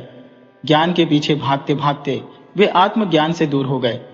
ब्राह्मण परिवार का वह अनुभव, वह वचन उनके मन में कहीं खो गया। और अब वर्षों बाद उसी ज्ञान, उसी वचन और उसी साहस ने उन्हें चुनौती दी थी। आर्या, राजा ने मन ही मन फुसफुसाया, क्या यह वही लड़की है जिसने कभी मेरी जान बचाई थी? क्या वही साहस अब मेरी बुद्धि को चुनौती दे रहा है? राजा का मन व्याकुल हो उठा। उनके सिंहासन की शान, उनकी भव्यता, उनके दरबारी, सब उन्हें अब नकली लगने लगे। उन्हें एहसास हुआ कि जिसे वे ज्ञान मान रहे थे वह केवल एक बाहरी कवच था, और असली ज्ञान तो उस छोटे से गांव में एक साधारण मूर्तिकार की बहन के पास था। राजा के मन में अब 2 ही भावनाएं थी, एक अपने अहंकार के टूटने का क्रोध और दूसरी उस अतीत के सत्य को जानने की तीव्र इच्छा। वह चुपचाप महल में गए, अपने शाही वस्त्र उतारे और एक साधारण किसान का चोगा पहन लिया। उन्होंने अपनी पहचान छिपाने का निर्णय लिया। अगली सुबह जब दरबार सो रहा था, राजा विश्रांत देव चुपचाप महल के पिछले द्वार से निकल गए। उन्होंने अपनी दिशा चित्रपुर गांव की ओर रखी, जहां मूर्तिकार अर्णव और उसकी बहन आर्या रहती थी। उनकी यह यात्रा केवल गांव तक की नहीं थी, यह आत्म खोज की यात्रा थी। वह अब राजा के रूप में नहीं जा रहे थे, वह एक शिष्य के रूप में जा रहे थे, जिसे अपनी सबसे बड़ी भूल को सुधारना था। वह यह देखना चाहते थे कि वह कौन है जिसने अपने ज्ञान से उनके वर्षों के अहंकार को चुनौती दी है। जैसे ही वे गांव की ओर जाने वाले धूल भरे रास्ते पर पहुंचे, उन्हें एक पल के लिए यह भी डर लगा कि अगर वह लड़की आर्या उन्हें पहचान गई तो क्या होगा? क्या वह उन्हें अपने महल के प्रतिज्ञा भंग के लिए क्षमा करेगी? राजा को अब अपनी प्रजा के बीच चलने का अनुभव मिल रहा था। उन्होंने महसूस किया कि उनका किसान का वेश उन्हें एक अजीब सी स्वतंत्रता दे रहा है। वह स्वतंत्रता जो उन्हें सोने के मुकुट के नीचे कभी नहीं मिली थी। उनकी यात्रा शुरू हो चुकी थी, एक ऐसी यात्रा जहां उन्हें अपने सिंहासन से उतरकर उस मिट्टी पर चलना था जिस पर उनकी प्रजा हर दिन चलती थी। राजा विश्रांत देव अब साधारण किसान के वेश में चित्रपुर गांव की ओर तेजी से बढ़ रहे थे। उनकी गति केवल पैरों की नहीं थी, यह उस सत्य की ओर उनकी आत्मा की गति थी जिसे उन्होंने वर्षों से अनदेखा किया था। वह अपने राजसी वैभव, अपनी शक्ति और अपने अहंकार को पीछे छोड़ आए थे, पर उनके मन का बोझ अभी भी उतना ही भारी था। वे जंगल के एक पत्थरीले रास्ते से गुजर रहे थे, जहां सूरज की किरणें पत्तों के बीच से छन कर आती थी। तभी रास्ते के किनारे एक प्राचीन बरगद के पेड़ के नीचे उन्होंने एक वृद्ध साधु को देखा। साधु की दाढ़ी लंबी थी और उनके चेहरे पर एक ऐसी शांति थी जो राजा के वैभव में रहने वाले किसी व्यक्ति के पास नहीं थी। साधु जमीन पर बैठे थे, उनकी आंखें बंद थी, पर ऐसा प्रतीत हो रहा था जैसे वे पूरे ब्रह्मांड को देख रहे हो। राजा विश्रांत देव, जो अब केवल किसान थे, उनके पास गए और सम्मान पूर्वक झुककर प्रणाम किया। उन्होंने सोचा कि शायद इस साधु को गांव का रास्ता पता हो। जैसे ही राजा ने झुककर प्रणाम किया, साधु ने आंखें खोली। उनकी आंखें इतनी गहरी थी कि राजा को लगा कि साधु ने उनके किसान के वेश के नीचे छिपे हुए असली राजा को पहचान लिया है। आओ राजा, साधु ने शांत स्वर में कहा। राजा चौंक गए। महाराज, मैं राजा नहीं हूं, मैं तो एक साधारण किसान हूं। आपको कोई भ्रम हुआ है? साधु मुस्कुराए। उनकी मुस्कान में करुणा और ज्ञान दोनों थे। किसान? नहीं राजा, वेश बदल लेने से नियति नहीं बदलती। मुकुट सिर पर न हो, पर अहंकार अभी भी तुम्हारी चाल में, तुम्हारी वाणी में और तुम्हारी चिंता में है। मैं तुम्हें वर्षों से जानता हूं, राजकुमार रुद्र। राजा विश्रांत देव भयभीत हो गए। साधु को उनका गुप्त नाम और उनकी यात्रा का उद्देश्य कैसे पता चला? साधु ने राजा को बैठने का संकेत दिया। तुम गांव जा रहे हो उस लड़की को देखने जिसने तुम्हारे ज्ञान को चुनौती दी, पर क्या तुम्हें लगता है कि तुम राजा के रूप में उसके ज्ञान को आत्मसात कर पाओगे? अहंकार की दीवार तुम्हारी और सत्य के बीच खड़ी है। साधु ने फिर सीधे राजा की आंखों में देखा और उन्हें 3 प्रश्न पूछे। ये प्रश्न उनके सिंहासन के, उनके राज्य के और उनके जीवन के सार थे। साधु का पहला प्रश्न, राजा, तेरा राज्य तेरा है या तेरा अहंकार? तू शासन करता है या तेरा दर्प तेरे ऊपर शासन करता है? यदि तेरी प्रजा आज तुझे त्याग दे तो तेरा राजा होना कहां बचेगा? साधु का दूसरा प्रश्न, तेरे प्रजा तेरी शक्ति है या तेरा दर्प? क्या तू उन्हें अपनी शक्ति मानता है या तू उन्हें केवल अपने आदेशों का पालन करने वाले देखता है? क्या तेरे जीवन का उद्देश्य अपने राज्य का विस्तार करना है या अपने ज्ञान का विस्तार करना है?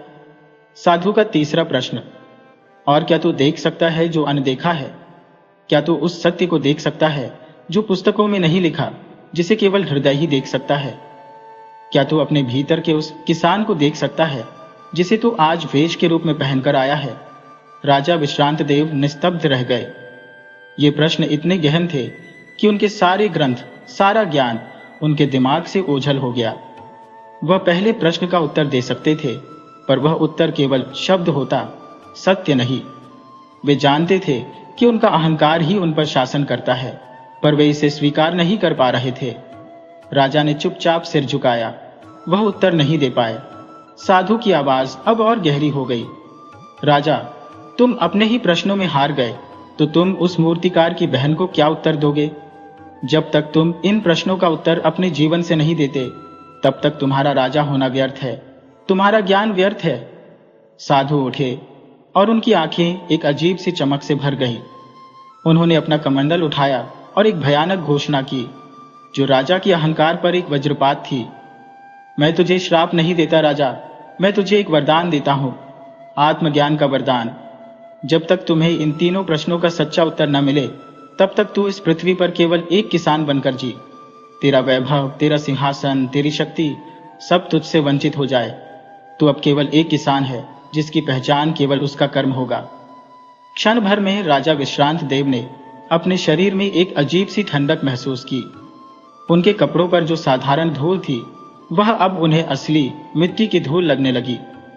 उनका शरीर अब थक चुका था। उनकी चाल में अब राजा का दर्द नहीं, बल्कि एक मजदूर की थकावट थी। उन्होंने आंखें खोली। साधु जा चुके थे, जैसे वे कभी थे ही नहीं। राजा ने वापस महल की ओर देखा। उन्हें अब महल की भव्यता नहीं, बल्कि उसकी दीवारों की उदासी दिखाई दी। वह अपने वैभव से वंचित हो चुके थे। उनका ज्ञान अब उनका बोझ बन गया था। राजा विश्रांत देव अब केवल विश्रांत, एक थका हुआ साधारण इंसान थे।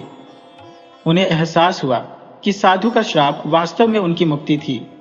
उन्हें अब बिना किसी दिखावे के, बिना किसी सिंहासन के उस सत्य को खोजना था जिसका उत्तर उस मूर्तिकार की बहन आर्या के पास था। वे चुपचाप भारी कदमों से चित्रपुर गांव की ओर चल दिए। उनकी इस यात्रा का उद्देश्य अब आर्या को देखना नहीं था, बल्कि आर्या के ज्ञान के माध्यम से स्वयं को देखना था। उनका राज्याभिषेक समाप्त हो चुका था और उनका आत्मज्ञान का राज्याभिषेक शुरू हो गया था। राजा विश्रांत, जो अब मात्र एक निर्धन और थका हुआ किसान था, चित्रपुर गांव में प्रवेश कर चुका था। गांव की हवा में वह शांत प्राकृतिक गंध थी जो महल के इत्र और धूप बत्ती की तेज सुगंध से बहुत अलग थी। यहाँ की मिट्टी राजा के जूतों से नहीं बल्कि नंगे पैरों से चिपक रही थी, जो उसे एक अजीब सा अपनापन दे रही थी। साधु के श्राप ने उन्हें न केवल उनके वैभव से वंचित किया था, बल्कि उनकी दृष्टि को भी एक नया आयाम दिया था। अब वह महल की भव्यता के बजाय लोगों के जीवन की सादगी को देख पा रहे थे। उन्होंने गांव में एक छोटी सी कुटिया किराए पर ली और अपना परिचय एक दूर के राज्य के विश्रांत नामक साधारण कारीगर के रूप में दिया। उन्होंने तय कर लिया था कि वह अब श्रम करके जीवन यापन करेंगे। अगले कुछ दिनों में राजा विश्रांत ने अपने जीवन का सबसे बड़ा पाठ पढ़ना शुरू किया, श्रम का पाठ। राजा ने कभी अपने हाथों से कोई काम नहीं किया था, पर अब वह अर्नब के साथ मिलकर मिट्टी के बर्तन बनाने और लकड़ी तराशने का काम सीख रहे थे। उनके हाथ में छाले पड़ गए, उनकी कमर दर्द से टूटने लगी, पर हर दर्द के साथ उनका अहंकार भी पिघल रहा था। उन्हें एहसास हुआ कि महल में जो ज्ञान उन्होंने पुस्तकों से अर्जित किया था वह केवल शब्दों का जाल था, जबकि यहाँ का ज्ञान उनके पसीने और अनुभव से उत्पन्न हो रहा था। प्रजा का पाठ। उन्होंने पहली बार अपनी प्रजा को करीब से देखा। यहाँ के लोग बिना लालच, बिना भय के जीवन जीते थे। उनका शासन प्रकृति के नियमों पर आधारित था। परिश्रम करो, बांट कर खाओ और एक दूसरे का सम्मान करो। वे छोटे छोटे झगड़ों को खुद ही सुलझा लेते थे। उन्हें किसी राजा या न्यायाधीश की आवश्यकता नहीं थी। राजा ने देखा कि जब वे एक दूसरे की मदद करते थे तो उनके चेहरे पर जो संतोष और खुशी होती थी वह राजा के दरबार में कभी नहीं दिखी। उन्हें एहसास हुआ कि सच्चा शासन सेवा में है, शासन में नहीं।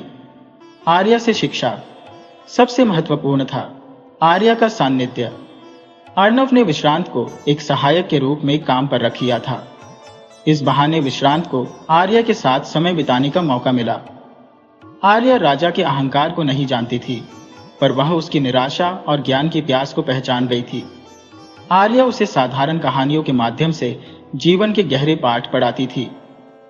एक दिन जब विश्रांत एक मिट्टी के बर्तन को बार बार बिगाड़ रहे थे तो आर्या ने उनसे कहा, विश्रांत भाई, तुम हर बार चाहते हो कि तुम्हारा पहला प्रयास ही सही हो, पर क्या तुमने कभी देखा है कि कारीगरों के हाथों में जो कला है वह उन हजारों बिगड़े हुए बर्तनों का परिणाम है जिन्हें उन्होंने फेंक दिया? असफलता सफलता की सबसे बड़ी गुरु है। एक और दिन विश्रांत ने कहा कि राजा को हमेशा सही निर्णय लेना चाहिए। आर्या ने हंसकर कहा, कोई भी राजा हमेशा सही निर्णय नहीं ले सकता, पर वह राजा महान है जो अपने निर्णय की गलती को स्वीकार करके उसे तुरंत सुधारता है।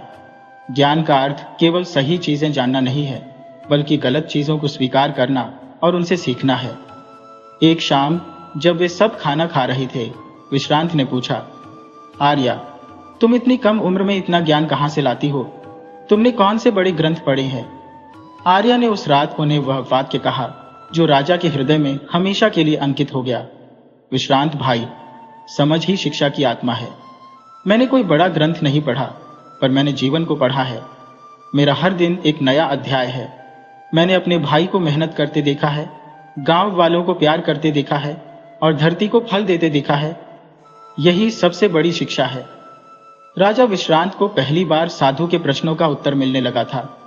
राजा, तेरा राज्य तेरा है या तेरा अहंकार? नहीं, राज्य केवल प्रजा का विश्वास है। तेरी प्रजा तेरी शक्ति है या तेरा दर्प? प्रजा ही शक्ति है, न कि दर्प। उनका सादा जीवन, उनकी सेवा ही सच्ची शक्ति है। उन्हें एहसास हुआ कि वे राजा के रूप में अंधी थे और अब एक साधारण किसान के रूप में वे पहली बार देख पा रहे थे। गांव की सच्चाई ने उन्हें वह विनम्रता और दृष्टि दी थी जो उनके सिंहासन पर रहते हुए कभी नहीं मिल सकती थी। राजा अब न केवल अर्नब और आर्या से शिल्प सीख रहा था, बल्कि वह उनसे जीवन जीने का तरीका सीख रहा था। यह गांव उनके लिए गुरुकुल बन गया था और आर्या उनकी गुरु। राजा विश्रांत अब चित्रपुर गांव के जीवन में पूरी तरह घुल मिल चुके थे।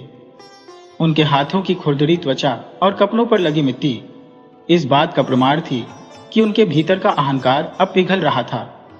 वह अभी भी नहीं जानते थे कि उनका राज्याभिषेक कैसे होगा, पर उन्हें अब इसकी चिंता नहीं थी। उनका ध्यान अब केवल आत्मज्ञान पर केंद्रित था। एक दिन गांव में एक अंधा कवि आया। उसका नाम था ज्ञानदास। वह बूढ़ा था, उसके चेहरे पर झुर्रियां थी, पर उसकी आवाज में एक ऐसी जादूगरी थी कि लोग मंत्रमुग्ध हो जाते थे। वह वीणा लेकर गांव गांव घूमता था और अपने गीतों से लोगों में ज्ञान और साहस भरता था। गांव के लोग उस अंधे कवि का बहुत सम्मान करते थे। वे कहते थे, वह देख नहीं सकता पर सत्य पहचानता है। ज्ञानदास, जो राजा विश्रांत के बगल में एक पेड़ के नीचे बैठा था, अपनी वीणा के तार छेड़ रहा था। राजा ने उसके पास जाकर बैठना चाहा, पर वह हिचकिचा रहे थे। तभी ज्ञानदास ने अपनी वीणा रोक दी और सीधे विश्रांत की ओर देखा, जैसे उसकी आंखें खुली हो। आओ वत्स, राजा के सेवक के वेश में रहने वाले राजा, तुम क्यों भयभीत हो? ज्ञानदास की आवाज शांत थी, पर राजा के कानों में बिजली की तरह गूंजी। विश्रांत चौंक गए। आप मुझे कैसे जानते हैं? क्या आप भी साधु की तरह? ज्ञानदास मुस्कुराए। उनकी आंखें अभी भी बंद थी। साधु ने तुम्हें शरीर से वंचित किया, पर मैंने तुम्हें आत्मा से पहचाना। तुम्हारी आंखें इतनी गहरी है, पर फिर भी तुम देख नहीं पाते। तुम्हें देखने के लिए आंखें नहीं, हृदय चाहिए। ज्ञानदास ने राजा से कहा कि सच्चा देखना वह नहीं है जो आंखों से होता है, बल्कि वह है जो मन की गहराई से होता है। राजा अब केवल साधारण बातें नहीं सुनना चाहते थे, वे अपने जीवन के अंतिम सत्य की तलाश में थे। राजा विश्रांत ने ज्ञानदास के चरणों में बैठकर अपना सारा दुख, अपना अहंकार, साधु का श्राप और आर्य के ज्ञान के बारे में बताया। ज्ञानदास ने वीणा उठाई और एक गीत गाना शुरू किया। वह गीत केवल विश्रांत के लिए था। ओ राजा, मुकुट तेरा भार था, तूने उसे उतारा। ज्ञान तेरा दर्पण था, पर तूने उसे तोड़ा। तू अंधेरे में चलता रहा, प्रकाश को दूर भगाया। अब तू यहां आया जहां आंखें बंद है पर सत्य है। तेरा अहंकार टूट गया तो तूने पाया, तू राजा नहीं, तू सिर्फ इंसान है। ज्ञानदास ने गीत समाप्त किया और राजा से कहा, तुम्हारा तीसरा प्रश्न यह था कि क्या तुम देख सकते हो जो अनदेखा है? इसका उत्तर यह है, जब तक तुम अपने आप को राजा मानोगे, तब तक तुम उस साधारण किसान को नहीं देख पाओगे जो तुम्हारा ही प्रतिबिंब है। तुम आत्मज्ञान पा रहे हो राजा। तुम्हारे भीतर का अहंकारी राजा मर चुका है और एक विनम्र इंसान अब पैदा हो रहा है। राजा विश्रांत को साधु के तीसरे प्रश्न का भी उत्तर मिल गया था। वह आत्मज्ञान से भर गए। अब उन्हें अपने सिंहासन और राज्य की कोई परवाह नहीं थी। राज्य पर संकट। एक दिन गांव में खबर आई कि पड़ोसी राज्य कालिंगा के क्रूर राजा रुद्रसेन ने विश्रांतिका पर हमला कर दिया है। राजा विश्रांत देव के अचानक गायब होने से राज्य में अराजकता फैल गई थी। मंत्रियों ने राज्य को बचाने की पूरी कोशिश की, पर राजा के बिना उनका मनोबल टूट चुका था। रुद्रसेन की सेना राजधानी की ओर तेजी से बढ़ रही थी। गांव के लोगों में भी भय फैल गया। सब लोग अपने सामान बांधकर भागने की तैयारी कर रहे थे। तभी ज्ञानदास, वह अंधा कवि, उठ खड़ा हुआ। उसने अपनी वीणा उठाई और गांव के चौराहे पर चढ़ गया। उसने अपने गीतों से लोगों में साहस और एकता भर दी। उसके गीत कुछ ऐसे थे, हे ग्रामवासियों, राजा मुकुट से नहीं, प्रजा के साहस से बनता है। वह राजा जो भाग गया, वह शासन के लायक नहीं था, पर तुम सब राजा हो। तुम्हारे हाथों में बल है, तुम्हारे हृदय में सत्य है। डरो मत। राजा चला गया, पर राजधर्म अभी जिंदा है। उठो और अपने घर, अपनी मिट्टी की रक्षा करो। ज्ञानदास के गीतों में ऐसी शक्ति थी कि लोगों का भय साहस में बदल गया। गांव के किसान, कारीगर और मजदूर एकजुट हो गए। उन्होंने अपने साधारण औजारों, हल, कुदाल और लाठी को हथियार बना लिया और एकजुट होकर कालिंगा की सेना का सामना करने के लिए तैयार हो गए। राजा विश्रांत ने यह सब देखा। उन्हें एहसास हुआ कि उनकी असली शक्ति उनके सेनापतियों और हथियारों में नहीं थी, बल्कि उनकी प्रजा के अटूट विश्वास और एकता में थी। उन्हें यह भी एहसास हुआ कि एक सच्चा राजा तब भी शासन करता है जब वह सिंहासन पर नहीं होता। ज्ञानदास, उस अंधी कवि ने अपनी दृष्टिहीनता के बावजूद राजा को सत्य की रोशनी दिखा दी थी। राजा विश्रांत अब महल जाने के लिए तैयार थे। पर इस बार वह सत्ता के लिए नहीं बल्कि सेवा के लिए जा रहे थे। राज्य पर आसन्न संकट ने राजा विश्रांत को महल लौटने के लिए मजबूर कर दिया था, पर अब वे एक नए व्यक्ति थे। उनके मन में अब ज्ञान का अहंकार नहीं बल्कि विनम्रता का बोध था। जाने से पहले वे अर्णव और आर्य से मिलना चाहते थे, जिन्होंने अनजाने में ही सही उनके जीवन को एक नई दिशा दी थी। जब राजा उनके घर पहुंचे तो अर्णव एक नई मूर्ति पर काम कर रहा था। आर्य ने राजा का सम्मान पूर्वक स्वागत किया। राजा विश्रांत ने आर्य के चरणों में झुककर कहा, आर्य, तुमने मुझे वह ज्ञान दिया जो मेरे गुरुओं ने नहीं दिया। तुमने मेरी जान बचाई थी, पर मैंने तुम्हें भूलकर अपने अहंकार में जीवन जिया। मैं तुमसे क्षमा मांगता हूं। आर्य ने मुस्कुराते हुए कहा, विश्रांत भाई, मैं जानती थी कि आप कौन हैं। बचपन में आपने मुझे जो वादा किया था, आपने उसे तोड़ दिया था, पर मुझे इस बात की खुशी है कि मेरा भाई अर्णव आपकी ज्ञान की प्यास को जगा सका। आपने अपनी आत्मा के सत्य को पहचानने का प्रयास किया, यही सबसे बड़ी जीत है। अर्णव ने अपनी छेनी रोक दी और राजा से कहा, महाराज, हमारी कला और ज्ञान हमेशा आपके लिए समर्पित है, पर एक ऐसी चीज है जो आपको आपकी आत्मा का सच्चा प्रतिबिंब दिखाएगी। हमारे पिता को वर्षों पहले जंगल में एक दुर्लभ वस्तु मिली थी। इसे हम सपनों का दर्पण कहते हैं। अर्णव ने एक कपड़े में लिपटी हुई तांबे की नक्काशी वाली एक पुरानी वस्तु निकाली। वह वास्तव में एक दर्पण था, पर उस पर धूल जमी हुई थी। आर्य ने राजा को दर्पण के पास ले जाकर कहा, महाराज, ये दर्पण भविष्य नहीं दिखाता, यह अतीत को याद नहीं कराता। ये केवल आपकी आत्मा का प्रतिबिंब दिखाता है। ये आपको बताता है कि आप कौन हैं और आप क्या बन सकते हैं। राजा विश्रांत ने उस दर्पण पर जमी धूल को हटाया। उन्होंने हिचकिचाहट के साथ उसमें अपना चेहरा देखा। उन्हें क्या दिखा? उन्हें एक ही चेहरे के दो भाग दिखाई दिए। पहला भाग एक दंभी राजा, जिसके माथे पर सोने का मुकुट था, पर उसकी आंखें शून्य और लालच से भरी थी। उसकी छाती पर ज्ञान की पुस्तकें टंगी थी, पर उसके हाथ निर्बल थे, जो किसी भी मेहनत को नहीं जानते थे। ये राजा था विश्रांत देव, जो अहंकार का प्रतीक था। दूसरा भाग एक विनम्र किसान, जिसके चेहरे पर पसीने की बूंदें थी, पर उसकी आंखों में गहरी शांति और करुणा थी। उसके हाथ मिट्टी से सने हुए थे, पर वे शक्तिशाली थे, जो जीवन के संघर्ष को जानते थे। यह किसान था विश्रांत, जो आत्मज्ञान का प्रतीक था। राजा विश्रांत ने आंखें बंद कर ली। उन्हें एहसास हुआ कि उनका जीवन इन दो ध्रुवों के बीच फंसा हुआ था। उन्होंने हमेशा पहले भाग को अपना मानकर पूजा की, जबकि दूसरा भाग ही उनकी सच्ची पहचान थी। आर्य ने राजा के हाथ पर हाथ रखा और कहा, महाराज, आपका भाग्य आपके सिंहासन पर नहीं लिखा था। वह इस दर्पण में नहीं है। भाग्य भविष्य में नहीं, आपके निर्णय में बसता है।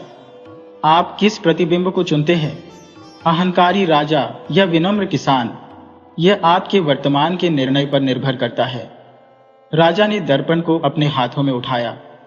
उन्होंने उस किसान वाले हिस्से को छुआ। उन्हें अब अपने राजसी जीवन का मूल्य समझ में आ गया था। ज्ञान का उपयोग सत्ता के लिए नहीं बल्कि सेवा के लिए किया जाना चाहिए। अर्णव ने अंत में कहा, महाराज, आप महल लौटिए। कालिंगा का संकट बड़ा है, पर आप अकेले नहीं हैं। हमारी कला, हमारी गांव का साहस और आपकी नई मिली हुई दृष्टि सब आपके साथ है। अब जब आप सिंहासन पर बैठेंगे तो आप अपनी आत्मा के दोनों हिस्सों को देखेंगे। आप दोनों को साथ लेकर शासन कीजिए। राजा विश्रांत ने सपनों का दर्पण अपने हृदय से लगाया। उनका मन पूरी तरह से स्पष्ट हो चुका था। उन्होंने आर्य और अर्णव को धन्यवाद दिया और तेजी से महल की ओर चल दिए। उनकी यात्रा अब समाप्त नहीं हुई थी। यही उनके जीवन के एक नए अध्याय की शुरुआत थी। राजा अब जानता था कि उसे किस तरह के सिंहासन पर बैठना है। वह सिंहासन जो सेवा और विनम्रता की नींव पर बना हो। राजा विश्रांत देव जब महल लौटे तो दरबार में घोर निराशा का माहौल था। कालिंगा की सेना राजधानी के द्वार तक पहुंच चुकी थी और सेनापति आत्मसमर्पण करने की तैयारी कर रहे थे। जब राजा विश्रांत देव अब भी किसान के वेश में दरबार में घुसे तो किसी ने उन्हें पहचाना नहीं। दरबारी गण उन पर चिल्लाए, ए किसान, तू यहाँ क्यों आया? जा, अपने गांव लौट जा, यहाँ मरने की तैयारी चल रही है। राजा ने चुपचाप अपने किसान के वेश को उतार दिया। उनके शाही वस्त्रों के नीचे उनके शरीर पर अब भी मिट्टी लगी हुई थी, जो उनके आत्मज्ञान का चिन्ह थी। उन्होंने सपनों का दर्पण अपने सिंहासन के सामने रखा और खड़े हो गए। मैं राजा विश्रांत देव हूं। उनकी आवाज में अब अहंकार का दंभ नहीं था, बल्कि एक शांत अटल आत्मविश्वास था। मैं उस मृत्यु से नहीं डरता जिसे मैंने अपने अहंकार के कारण आमंत्रण दिया था, पर अब मैं एक नया राजा बनकर लौटा हूं। राजा ने सबसे पहले सेनापति को आदेश दिया, युद्ध नहीं होगा, हम उन्हें लड़ने का मौका नहीं देंगे। पूरा दरबार हतप्रभ रह गया। राजा ने कहा, कालिंगा के राजा को मेरा संदेश दो। मैं उनसे शांति वार्ता करना चाहता हूं, और हां, मेरे साथ मेरे राजमंत्री के रूप में एक मूर्तिकार और राज्य की गुरु के रूप में एक लड़की आएगी। ये सुनकर मंत्रियों ने विरोध किया, पर राजा की नई दृष्टि में ऐसी शक्ति थी कि कोई उनकी बात को टाल नहीं सका। अगले दिन राजा विश्रांत, मूर्तिकार अर्णव और गुरुवार्या के साथ कालिंगा के राजा रुद्रसेन से मिले। अर्णव ने रुद्रसेन को अपनी तीनों मूर्तियां बुद्धि, विनम्रता और सत्य की दृष्टि भेंट की। आर्या ने रुद्रसेन को बताया कि युद्ध क्यों व्यर्थ है। उसने कहा, महाराज, आप जो राज्य जीतकर हासिल करेंगे वह प्रजा आपको कभी हृदय से नहीं देगी। आप बाहर की भूमि जीत सकते हैं, पर आप लोगों का मन नहीं जीत सकते। एक राजा का सबसे बड़ा खजाना उसकी तलवार नहीं, बल्कि उसकी प्रजा का प्रेम है। रुद्रसेन, जो केवल बल की भाषा जानता था, वह इन तीनों के ज्ञान और विनम्रता के सामने निहत्था हो गया। उसने महसूस किया कि विश्रांतिका को युद्ध से नहीं जीता जा सकता, क्योंकि अब उसका राजा बदल चुका था। रुद्रसेन ने शांति स्वीकार कर ली और अपनी सेना वापस बुला ली। महल लौटकर राजा विश्रांत ने अपने सिंहासन पर बैठने से पहले सपनों का दर्पण को वहां रख दिया। उन्होंने एक ऐतिहासिक घोषणा की, जिसने उनके राज्य के शासन के स्वरूप को हमेशा के लिए बदल दिया। आज से हर दरबार की पहली आवाज किसान की होगी। उन्होंने आदेश दिया कि कोई भी निर्णय लेने से पहले राज्य के सबसे गरीब और सबसे साधारण नागरिक की राय अवश्य ली जाएगी, क्योंकि सत्य की दृष्टि सबसे अधिक उनके पास है। हर निर्णय में स्त्री बुद्धि का सम्मान होगा। उन्होंने घोषणा की कि राज्य की गुरु आर्या उनके हर निर्णय में मार्गदर्शक होंगी। हर कला को अब राजकाज का मार्गदर्शक बनाया जाएगा। उन्होंने मूर्तिकार अर्णव को अपना राजमंत्री बनाया, यह सिद्ध करने के लिए कि केवल शास्त्र नहीं, बल्कि जीवन की कला भी शासन को दिशा दे सकती है। राजा विश्रांत देव ने अपना मुकुट उतारकर आर्या के चरणों में रख दिया और कहा, मैं अब राजा नहीं, मैं आपका शिष्य हूं। और उस दिन से विश्रांति का राज्य एक नए युग में प्रवेश कर गया। लोग अब राजा के ज्ञान से नहीं डरते थे, बल्कि उनके प्रेम और न्याय का सम्मान करते थे। अर्णव और आर्या ने अपने ज्ञान से राज्य को ऐसा चलाया कि विश्रांति का विश्व का सबसे न्यायप्रिय राज्य बन गया। और उस दिन से लोग कहते हैं, जिस राज्य में ज्ञान शासन करे वहां राजा भी शिष्य बन जाता है। राजा विश्रांत ने अपने अहंकार को त्याग कर सच्ची विनम्रता और आत्मज्ञान को अपना मुकुट बना लिया था। जीवन में सबसे बड़ा ज्ञान वही है जो हमें यह सिखाता है कि हम सब कुछ नहीं जानते। जब हम अपनी भूल स्वीकार करते हैं, तभी हम सही मायने में सीखते हैं। अहंकार हमारी आंखों पर पट्टी बांध देता है, जबकि विनम्रता हमें पूरी दुनिया दिखाती है। सच्चे राजा वही है जो अपनी प्रजा से सीखते हैं